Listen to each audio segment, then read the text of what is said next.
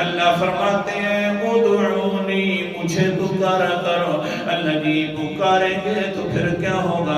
اللہ فرماتے سین اور تاء ساتھ لگا دی، فرمایا استجب لکم تم پکار کر چلے جانا پیچھے سے 70 مرتبہ میں جی جی کر کے تمہیں جواب دیتا رہوں گا کہ جی آیا نور، جی آیا نور، کیا مانگ رہا تھا میرا بندہ؟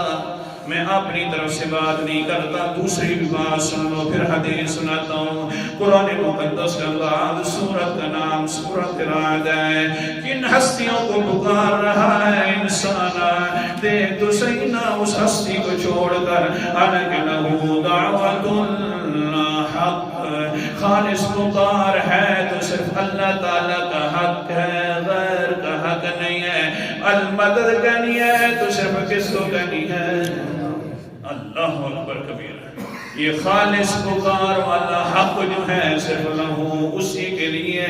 ہاں ہاں والذین یدعون، میری صفت یہ تھی کہ پکار کر چلا گیا تو میں پیچھے سے بلا بلا کر کہتا ہوں، اور پکارنا ہے تو پکارنے، اور کچھ کہنا ہے تو کہنے، میں تیری بات ماننے کے لیے آ گیا ہوں۔ اللہ اکبر کبیرہ۔ جن کی تم پکار کرتے ان کی حال یہ ہے والذین یدعون من دونہ لا یستجیبون لہم بشیء۔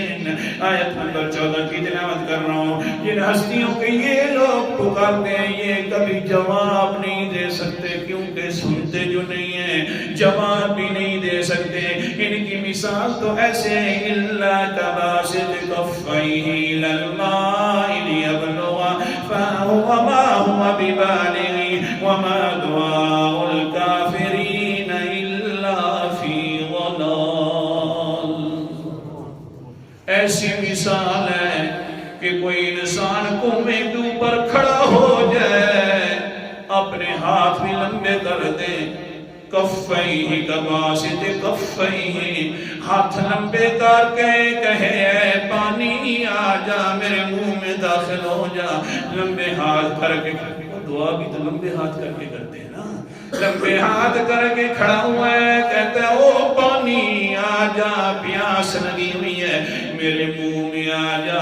اللہ فرماتے ہیں وما هو ببالغہ، کبھی بھی وہ پانی اس کے منہ میں داخل نہیں ہوگا، کیونکہ نہ پانی سنتا ہے نہ جواب دیتا ہے۔ اسی طرح تم جو غیر اللہ کو پکار رہے ہو، نہ وہ سنتے ہیں نہ وہ جواب دیتے ہیں۔